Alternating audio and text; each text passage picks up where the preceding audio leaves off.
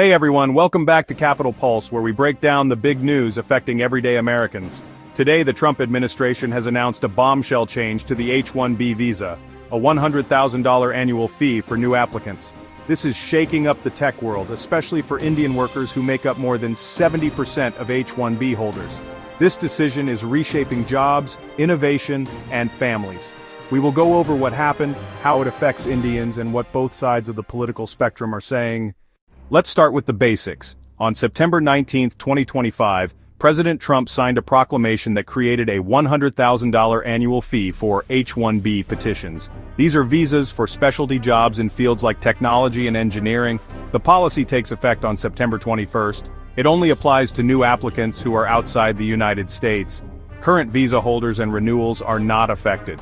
The White House says this is meant to stop abuse of the system.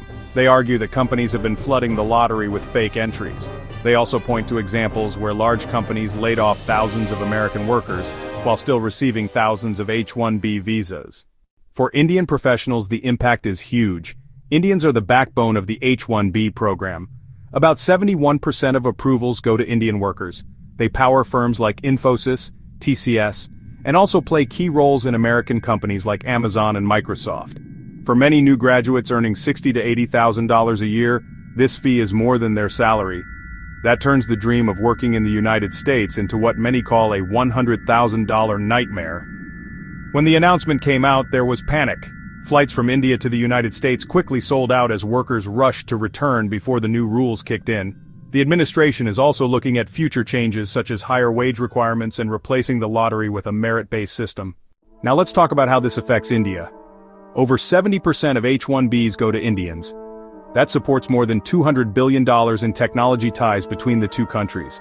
India's foreign ministry has already warned of serious humanitarian consequences. Families will be disrupted, and many long-term green card plans will be stalled. Large IT companies may start to move more jobs back to Bengaluru and other Indian cities. That could help India's economy, but it leaves many skilled workers stuck outside the American market. On social media, many people argue this policy will hurt America as much as it hurts India. They say the next Sundar Pichai or Satya Nadella may end up building companies in India instead of Silicon Valley. For the 24,000 Indians currently in the United States on company-sponsored H-1Bs, it is chaos. Families are rushing home, lawsuits are being prepared, and future plans are uncertain. Let's step back and look at the politics. From the conservative side, supporters are cheering. They see this as America First in action. They argue that big tech companies have abused H-1Bs to undercut American wages. They point to data showing denial rates for H-1Bs went up under Trump's first term, which they claim protected jobs.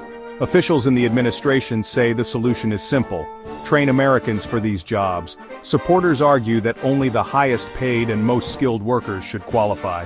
They believe this protects middle-class wages and strengthens the economy. On the other hand, H-1B holders and their families are heartbroken. Many call this a shattering of dreams. They argue that they are not abusing the system but building America.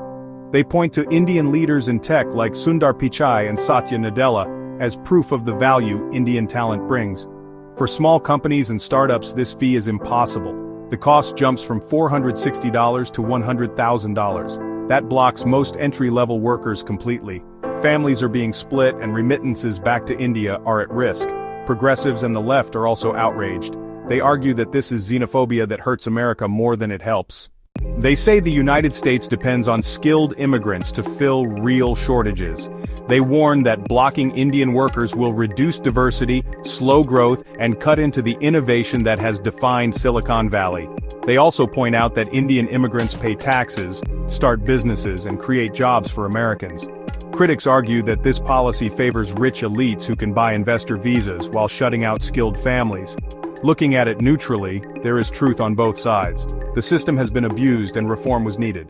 Protecting American workers is important. But watching Indian families scramble shows the harsh side of this policy. This fee may stop abuse, but it could also drive talent to Canada, Europe, or back to India. That risks brain drain at the very moment when the United States is competing globally in artificial intelligence and advanced technology. Some experts suggest exemptions for fields of national interest such as artificial intelligence or cybersecurity. Others expect lawsuits that could block or delay the policy. For Indians, the message is clear.